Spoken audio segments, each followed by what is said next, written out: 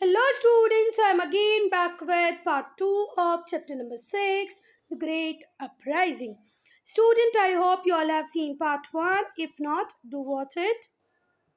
So student, till here we have completed in part 1. I will start part 2 with Spread of Uprising. From Meerut and Delhi, Meerut और दिल्ली से जो uprising start हुई बच्चा, मेरठ से ही हम लोगों ने देखा था लास्ट वीडियो में। सिपाही कहाँ चले? दिल्ली की तरफ चले। बहादुर शाह जफर को उन्होंने अपना लीडर बना दिया, है ना। अपराइजिंग जल्दी ही नदर्न और सेंट्रल इंडिया में फैल गई। मेरठ से सिपाही चलना चालू हुए, दिल्ली पहुंचे। दिल्ली पहुंच के उन्होंने बहादुर शाह जफर को अपना लीडर घोषित कर दिया, इंडिया का नया रूलर बता दिया। उसके बाद धीरे धीरे धीरे करके नॉर्थ और सेंट्रल इंडिया में भी ये अपराइजिंग फैलने लग गई, स्प्रेड होने लग गई। ये ज़्यादा स्ट्रॉन्ग थी कानपुर, लखनऊ, झांसी, बरेली, ग्वालियर, फैजाबाद और आरा में। कहाँ कहाँ पर ये ज़्यादा फैली हुई थी बच्चा? स्ट्रॉन्ग थी कानपुर, लखनऊ, झांसी, बरेली, ग्वालियर, फैजाबाद एंड आरा। और इसके अलावा भी बहुत सारे एरियाज थे जहाँ पर अपराइजिंग थी। और बेटा टाइम ऐसा आ गया था एक टाइम में कि जहाँ अपराइजिंग नहीं भी थी वहाँ पर भी अनरेस्ट तो था ही, ठीक है, पीस नहीं था। मोस्ट ऑफ द प्लेसेस में क्या हाल थी कि सिविलियन भी, क्योंकि इतने परेशान हो गए थे ब्रिटिश रूल से हर व्यक्ति, कि सिविलियन ने भी सिपाहियों को ज्वाइन करना स्टार्ट कर दिया। Where they actually did not participate. अब उनने लड़ाई बड़ाई तो नहीं की कि गोलियां वोलियां मारने लग गए, पर उन्होंने किस तरीके से सपोर्ट किया? जो हमारे सिपाही होते हैं, इनको फूड दिया, इनको शेल्टर दिया, और इस तरीके से उन्होंने भी कुछ ना कुछ कंट्रीब्यूट किया 1857 के रिवोल्ट में। अब हम लखनऊ की अगर हम बात करें तो लखनऊ एक मेजर बैटलफील्ड की तरह दिखा। लखनऊ में जो रेसिडेंसी थी उसको सीज कर लिया गया। In Lucknow the residency was the scene of major battle residency में ही हुआ। कहाँ पर? लखनऊ में, ठीक है। 31 मई 1857 को, कब? 31 मई 1857 को जो सिपाही थे उन्होंने पूरे रेसिडेंसी एरिया को सीज कर लिया। और ये जो रेसिडेंसी थी इसमें जितने भी ब्रिटिश ऑफिसर्स थे उनको बंदी बनाकर रख लिया गया लगभग 5 महीने के लिए। 23 नवंबर को लखनऊ की रेसिडेंसी जो सिपाही के हाथ में आई तो वापस कब ली गई? 16 मार्च 1858 को। तो लखनऊ में तो गजब ही था। पूरी की पूरी रेसिडेंसी, ब्रिटिश रेसिडेंसी जिसमें बहुत सारे ब्रिटिश सोल्जर्स थे, उनको वहीं पर बंदी बना लिया गया। 5 महीने तक ये रेसिडेंसी किसके पास रही? सिपाहियों के पास रही। 23 नवंबर से लेके 16 मार्च 1858 तक किसके पास रही? सिपाहियों के पास ही रही। लीडर्स, अब हम देखेंगे लीडर्स कौन कहाँ से लीडर था। तो दिल्ली में बख्त खान थे जो रिबेल सिपाहियों को लीड कर रहे थे। रिबेल सिपाहियों के लीडर कौन थे दिल्ली में? बख्त खान। कानपुर में थे नाना साहेब जिन्होंने प्रोक्लेम कर दिया था अपने आप को पेशवा, और इनके ट्रूप्स को लीड कर रहे थे तात्या टोपे और अजीमुल्ला। अजीमुल्ला और तात्या टोपे किसके ट्रूप्स को मैनेज कर रहे थे बेटा? नाना साहेब के। नाना साहेब ने अपने आप को क्या घोषित कर दिया? नेक्स्ट पेशवा, ठीक है। और कहाँ से लड़ रहे थे नाना साहेब? कानपुर से। क्योंकि नाना साहेब पेशवा बाजीराव के एडॉप्टेड सन थे तो नाना साहेब को ये पोजीशन ही तो नहीं मिल रही थी, उन्हें नेक्स्ट पेशवा नहीं बनाया जा रहा था, इसलिए तो वो लड़ाई में आए। लखनऊ से लड़ रही थी बेगम हजरत महल। कौन लड़ रही थी? बेगम हजरत महल। और इनको असिस्ट कर रहे थे मौलवी अहमदुल्ला शाह। बेगम हजरत महल की हेल्प कर रहे थे मौलवी अहमदुल्ला शाह। नाना साहब की मदद कर रहे थे तात्या टोपे और अजीमुल्ला। बख्त खान सिपाहियों का नेतृत्व कर रहे थे। कहाँ से? दिल्ली से। झांसी का तो सबको पता है कि झांसी से कौन लड़ रही थी बच्चा? रानी ऑफ झांसी, रानी लक्ष्मीबाई। क्यों? क्योंकि डॉक्ट्राइन ऑफ लैप्स के अंदर झांसी भी किसके पास जा रहा था? ब्रिटिशर्स के पास जा रहा था, क्योंकि झांसी की रानी का जो बायोलॉजिकल सन था उसकी हो जाती है डेथ, और वो एक बेटे को अडॉप्ट करती है, एक लड़के को अडॉप्ट करती हैं, जिसको ब्रिटिश बोलते हैं कि हम किंगडम नहीं देंगे, किंगडम हम रख लेंगे। बरेली से लड़ रहे थे खान बहादुर खान। बरेली से कौन लड़ रहे थे? खान बहादुर खान। और आरा और दूसरे प्लेसेस जो बिहार के हैं, आरा है, बिहार के दूसरे प्लेसेस हैं, झारखंड है, यहाँ पर इस रिवोल्ट को ऑर्गेनाइज किया कुंवर सिंह ने। तो बिहार से कुंवर सिंह, खान बख्त खान लड़ रहे थे बरेली से, झांसी से लड़ रही थी झांसी की रानी, बेगम हसरत महल लड़ रही थी लखनऊ मतलब यूपी से, और नाना साहब लड़ रहे थे कानपुर से, बख्त खान सिपाहियों के लीडर थे। कहाँ के? कहाँ पर? दिल्ली में। नाउ सप्रेशन ऑफ अपराइजिंग, मतलब अपराइजिंग को कैसे दबाया गया, कैसे खत्म किया गया। मिड 1857 में ऐसा लगने लगा था बच्चा कि पूरे नॉर्थ इंडिया से कम कंपनी का रूल खत्म, लास्ट, है ना। अब इसके अलावा कंपनी नॉर्थ इंडिया पे और ज़्यादा रूल नहीं कर पाएगी। पर ब्रिटिशर्स ने अपने आप को संभाला, अपने आप को रीऑर्गेनाइज किया और वापस से लड़ने आ गए। और फिर तो इन्होंने एक के बाद एक, जहाँ जहाँ पर भी रिबेलियन हो रहा था, हर जगह को रिकैप्चर करते गए। They had lost to rebel sipahi, जो भी एरियाज रिबेल सिपाहियों के पास थे, एक एक करके सारे वापस ले लिए। किसने? ब्रिटिशर्स ने। अब ब्रिटिशर्स के जो बिल्कुल एबल कमांडर्स थे, उनमें एक थे कॉलिन चैम्बल और Henry Havelock. Colin chamber, Henry Havelock, ये बहुत ज़्यादा सक्सेसफुल रहे सेपरेशन में। सितंबर 1857 में ब्रिटिश की जो फोर्सेस थी उन्होंने दिल्ली को रिकैप्चर कर लिया। सितंबर में दिल्ली वापस से ब्रिटिशर्स के पास चला गया। The British forces recapture Delhi in September 1857। This was a big blow to the rebels, और रिबेलियंस की हिम्मत यहाँ से टूटने लग गई। बहादुर शाह जफर को प्रिजनर बना लिया गया, उन्हें रंगून डिपोर्ट कर दिया गया। नाउ यंगून, और छोड़ो, रंगून कहाँ पर है? बर्मा में है। बर्मा का करंट नाम क्या है? म्यांमार। पहले रंगून बोलते थे, अब उसको यंगून बोलते हैं, और पहले जिसको बर्मा बोलते थे अब उसको म्यांमार बोलते हैं। तो फाइनली बहादुर शाह जफर को कहाँ भेज दिया गया बेटा? म्यांमार भेज दिया गया। ठीक हुई बात। अगर एनटीएससी में क्वेश्चन आता है और रंगून ऑप्शन मिलता है तो रंगून लगा देना, यंगून मिलता है तो यंगून लगा देना, म्यांमार मिले तो म्यांमार और बर्मा मिले तो बर्मा। ठीक हुई बात। पुराना नाम बर्मा था कंट्री का, आज नया नाम म्यांमार है। उस जगह का पुराना नाम रंगून था, आज यंगून है। With this the rule of Mughal ended officially, और जैसे बहादुर शाह जफर को रंगून भेजा, मुगल रूल इंडिया में खत्म हो गया। डिस्पाइट लूजिंग दिल्ली, जो रिबेलियन सोल्जर्स थे उन्होंने एक फाइट कंटिन्यू रखी। दिल्ली चला गया तो क्या, उनमें तो जोश था, वो लड़ते रहे। जो ब्रिटिश थे उनको अपर हैंड एक और मिला। बख्त खान, रानी लक्ष्मीबाई, खान बहादुर खान, कुंवर सिंह की डेथ हो गई ब्रिटिशर्स से फाइट करते टाइम। कौन कौन मर गए हैं बच्चा?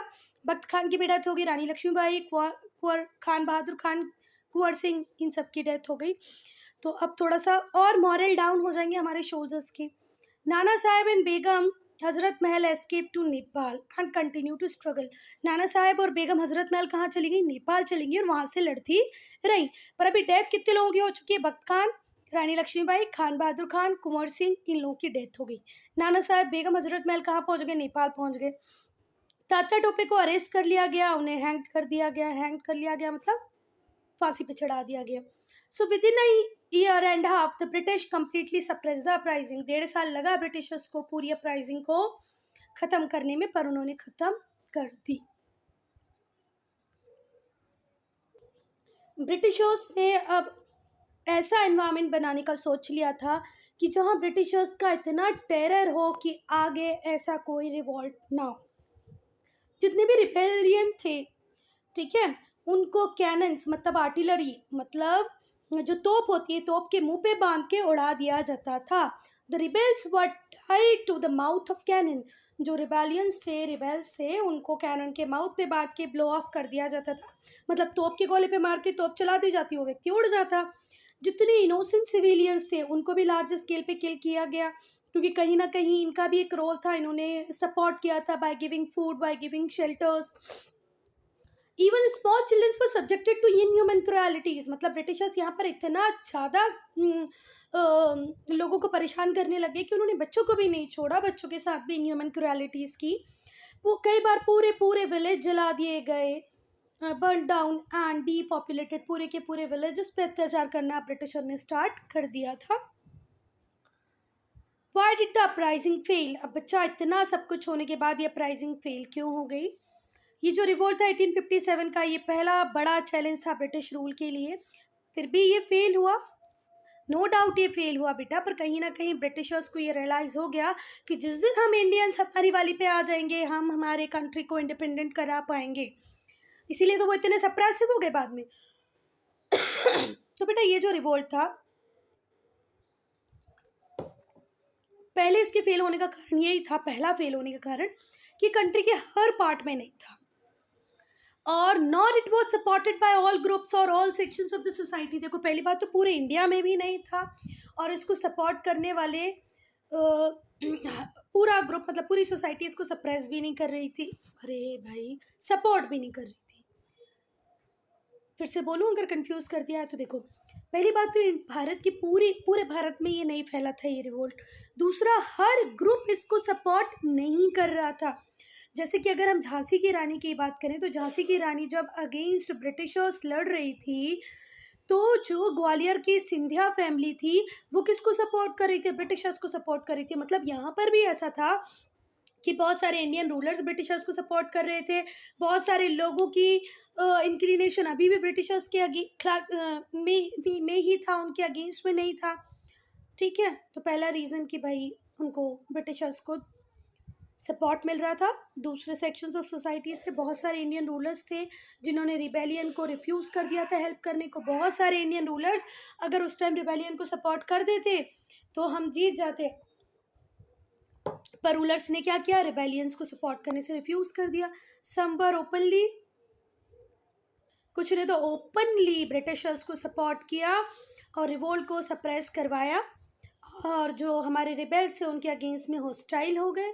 तो ये गलत बात थी कि जब आपका एक इंडियन ही लड़ रहा है तो आपको इंडियन को सपोर्ट करना चाहिए, पर इन लोगों ने सपोर्ट किसको किया? ब्रिटिशर्स को किया। जो रिवोल्ट था वो प्रॉपरली ऑर्गेनाइज नहीं था। अपराइजिंग डिफरेंट डिफरेंट कंट्री में डिफरेंट डिफरेंट टाइम में हुई, बिल्कुल अनकोऑर्डिनेटेड हुई।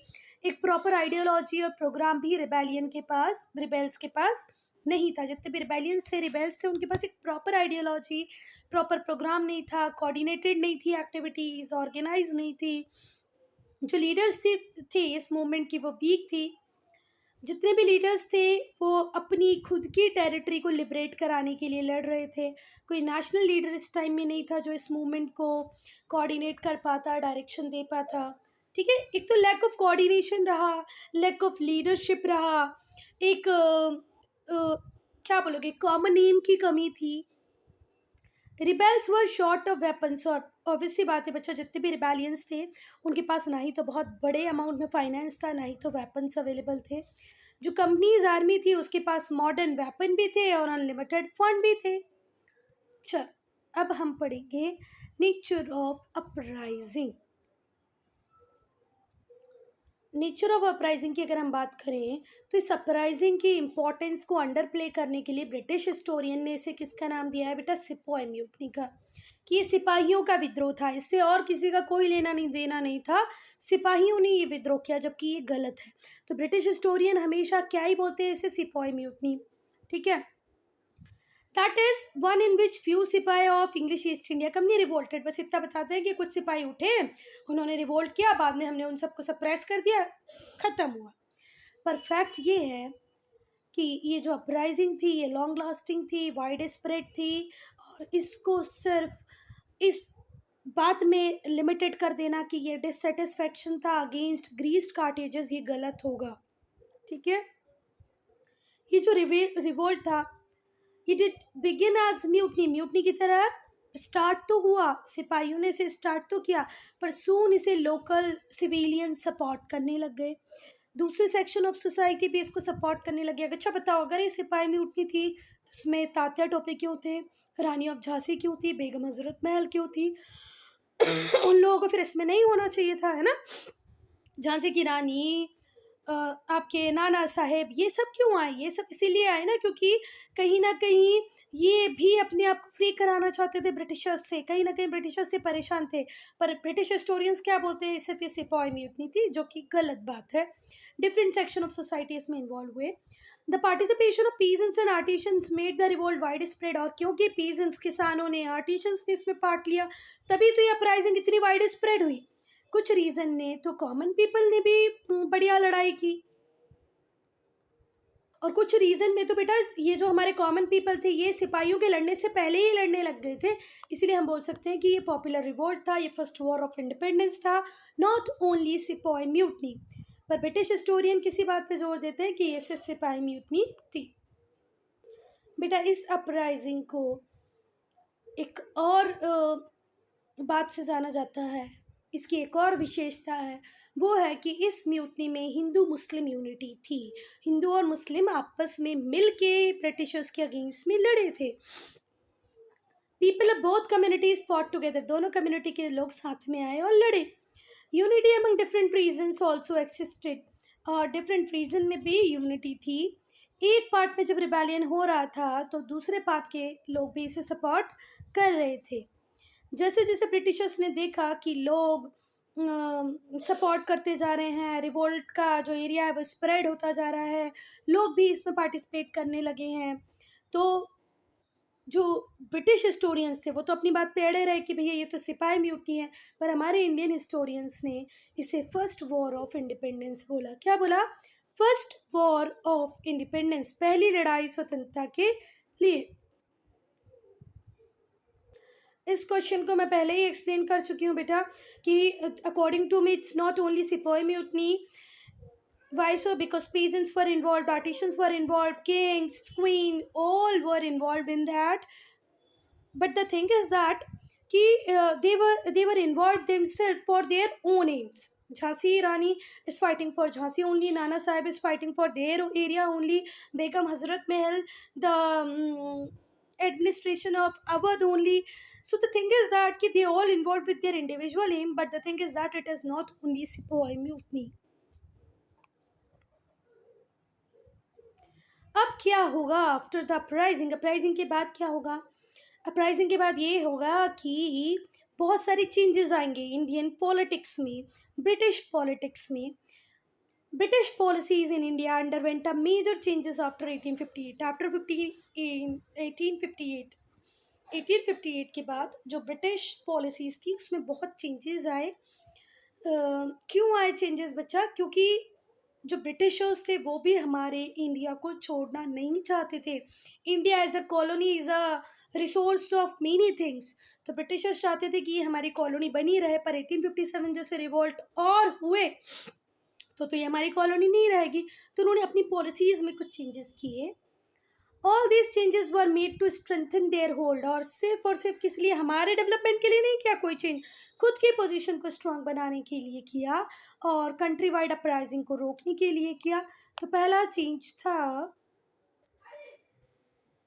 अगस्त 1858 में जो ब्रिटिश पार्लियामेंट थी उसने एक एक्ट पास किया जिसके through English East India company के रूल को ख़त्म कर दिया गया और जितनी भी एडमिनिस्ट्रेटिव पावर्स थी वो ब्रिटिश क्राउन ने अपने हाथों में ले ली।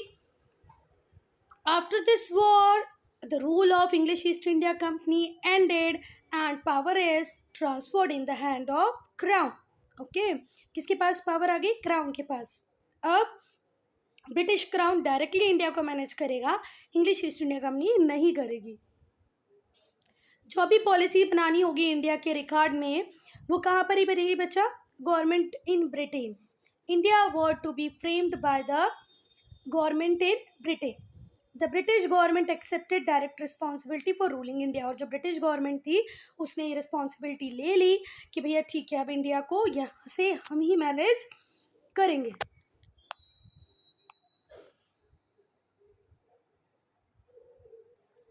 अब यहाँ पर एक क्वेश्चन है, why did the government in Britain want to take away powers from the company? Because British government has seen company was not able to take everything in a very proper way, not able to manage the things in a very proper way, so company wants to rule India more years. क्या चाहती थी बच्चा company चाहती थी कि India पे अभी हमें और रूल करना है, तो और रूल करना है तो सब कुछ शांति से चलाना ज़रूरी है, शांति से चलाना ज़रूरी है, इसलिए उन्होंने पावर किससे ले ली? कंपनी से वापस ले ली और खुद रूल करने लग गए। बाय द एक्ट ऑफ 1858 एक मिनिस्टर होगा जो ब्रिटिश कैबिनेट से होगा, उसको इंडियन अफेयर्स को मैनेज करने के लिए इंडिया भेजा जाएगा, उसे कहा जाएगा सेक्रेटरी ऑफ स्टेट। क्या कहा जाएगा? Secretary of state. 1858 में एक मिनिस्टर हैं ब्रिटिश कैबिनेट के, एक नहीं मतलब ब्रिटिश कैबिनेट का कोई भी एक मिनिस्टर इंडिया में भेजा जाएगा इंडिया के अफेयर्स को मैनेज करने के लिए, जिसे कहा जाएगा सेक्रेटरी ऑफ स्टेट। उसको असिस्ट करेगी एक एडवाइजरी बॉडी जिसे बोला जाएगा इंडिया काउंसिल। ये जो सेक्रेटरी ऑफ स्टेट होगा वो रिस्पॉन्सिबल होगा ब्रिटिश पार्लियामेंट के लिए। 1858 के जो एक्ट था, इसके अकॉर्डिंग गवर्नमेंट इन इंडिया की फंक्शनिंग में भी बहुत सारे चेंजेस किए गए। जो गवर्नमेंट ऑफ इंडिया थी उसको हेड करेंगे governor general, since he was appointed by crown. और इस गवर्नर जनरल को अपॉइंट पहले कौन करता था? क्राउन करता था, है ना। गवर्नमेंट ऑफ इंडिया का हेड कौन होता था? गवर्नर जनरल, उसको अपॉइंट करता था क्राउन। नाउ टाइटल चेंज हो गया, अब गवर्नर जनरल टाइटल नहीं रहेगा, अब नया टाइटल क्या मिल जाएगा? वाइसरॉय। क्या मिल जाएगा? बन जाएगा वाइसरॉय। पहले जो गवर्नर जनरल थे अब उन्हें नए नाम से जाना जाएगा, वो नया नाम होगा viceroy. He was to be help by an executive council, और वाइसरॉय को हेल्प करेगा legislative council, executive council. India को की गवर्नमेंट का हेड होगा वाइसरॉय और उसको हेल्प करेगा लेजिस्लेटिव काउंसिल और एग्जीक्यूटिव काउंसिल, और ये रिपोर्ट करेगा सीधे सेक्रेटरी ऑफ स्टेट इंग्लैंड। और क्वीन विक्टोरिया ने बच्चा जितने भी लोग थे उस टाइम प्रिंसली स्टेट्स के जो रूलर थे उन सबको एश्योर कराया कि अब हम तुम्हारी टेरिटरीज को एनेक्स नहीं करेंगे। Sometimes they even suppressed by internal revolts to help the ruler stay in power. और अगर कोई इंटरनल रिवोल्ट होता भी है तो ब्रिटिशर्स उस किंग को, नवाब को ही सपोर्ट करेंगे उस इंटरनल रिवोल्ट को सप्रेस करने के लिए। कोई भी एनेक्सेशन नहीं होगा। डॉक्ट्राइन ऑफ लैप्स को विड्रॉ कर लिया गया और रिवाइडिंग बहुत ही रिवॉर्डिंग टाइटल्स दिए गए रूलर्स को, गवर्नमेंट को, जिससे कि वो उनके एलाय बन जाए। तो यहाँ पे फिर से सुनना बेटा, क्वीन विक्टोरिया ने साफ साफ बोल दिया अब हम किसी प्रिंसली स्टेट को अक्वायर नहीं करेंगे, किसी को एनेक्स नहीं करेंगे। और कई बार इन लोगों ने इंटरनल रिवोल्ट में उस राजा की हेल्प की और उसे रूल करने में हेल्प किया। डॉक्ट्राइन ऑफ लैप्स को स्टॉप कर दिया गया, नए नए अच्छे अच्छे टाइटल्स दिए गए राजाओं को। जो क्वीन थी उसने प्रॉमिस किया कि भाई अब हम सोशल और रिलीजियस बिलीफ्स में, कस्टम्स में बिल्कुल इंटरफेयर नहीं करेंगे। पर ये जो नॉन इंटरफेरेंस था बच्चा, इसके नाम पे उन्होंने इंडिया में सोशल रिफॉर्म करना भी बंद कर दिया। उन्होंने बोल दिया ठीक है अब तुम रहो अपने तरीके से, हमें कुछ नहीं करना है।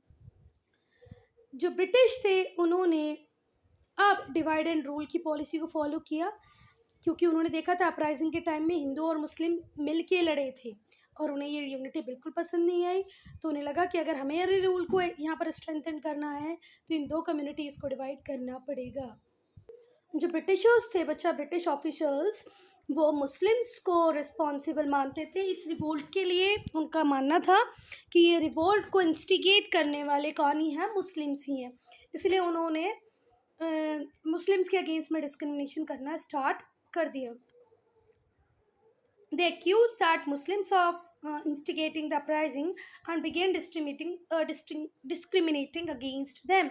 उन्होंने साफ साफ बोला कि मुस्लिम ही वो थे जिनकी वजह से लड़ाई हुई और इसीलिए उनके खिलाफ भेदभाव करना स्टार्ट कर दिया। अब आर्मी में क्या चेंजेस आए बेटा?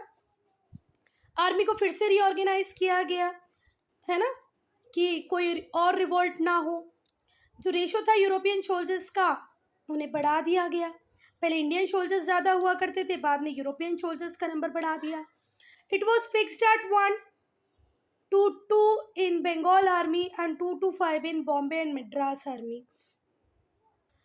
मतलब European soldiers to Indian soldier का जो रेशो था उसको बढ़ा दिया। बंगाल में ये 1:2 था, मतलब 2 इंडियन सोल्जर पे 1 ब्रिटिश सोल्जर, और 2 to 5 ये रेशो था कहाँ पर? बॉम्बे और मद्रास में, मतलब 2 यूरोपियन सोल्जर्स रहेंगे हर 5 इंडियन सोल्जर्स पे। ठीक हुई बात। बंगाल में ये जो रेशो था वो था 1:2, 1 European soldier on 2 Indian soldier. Madras और बॉम्बे में 2:5 था, 5 इंडियन सोल्जर पे 2 ब्रिटिश सोल्जर। ये जो स्ट्रेटेजिक पोजीशंस थी उन सबको यूरोपियन ट्रूप्स को दे दी गई। इंपॉर्टेंट डिवीजन जैसे आर्टिलरी टोटली यूरोपियन ट्रूप्स के पास रही, किसी भी इंडियन ऑफिसर को यहाँ पर जगह नहीं मिली। ठीक हुई बात। मतलब आर्टिलरीज गन्स जिनका मिसयूज कभी इंडियंस कर सकते थे, उनको पूरा के पूरा किसके सुपुर्द किया गया, किसको दिया गया, यूरोपियन ट्रूप्स को दिया गया। ब्रिटिशर्स एक नए कॉन्सेप्ट के साथ आए, martial and non martial races. ठीक है, जो सिख, पठान और गुरखा जिन्होंने 1857 के रिवोल्ट में ब्रिटिशर्स को सपोर्ट किया था, उन्हें मार्शल कहा गया। ठीक है, the concept of martial and non martial races was created. Sikh, Pathan, Gurkha races जिन्होंने ब्रिटिशर्स की हेल्प की थी अपराइजिंग को सप्रेस करने में लिए, उन्हें मार्शल बोला गया। तो मार्शल रेसेस कौन सी रेसेस है बच्चा? गुरखा, पठान, सिख, जिन्होंने ब्रिटिशर्स को हेल्प किया था at the time of uprising. People from this races, इन रेसेस से जितने भी लोग थे, उनका रिक्रूटमेंट इंडियन आर्मी में, मतलब ब्रिटिश आर्मी में बढ़ा दिया गया। People who belong to the regions where revolt was strong, वो हर रीजन जहाँ पर रिवोल्ट स्ट्रॉन्ग था, जैसे अब बिहार, सेंट्रल इंडिया, इन यहाँ पर रहने वाले लोगों को नॉन मार्शल कहा गया और इन्हें आर्मी से दूर रखा गया। मतलब आर्मी में सबसे ज्यादा नंबर में गुरखा पठान्स ही थे, गुरखा पठान्स और सिख। ठीक है, so student, I am ending this video here only. If you have any doubt, any problem, to write in comment section.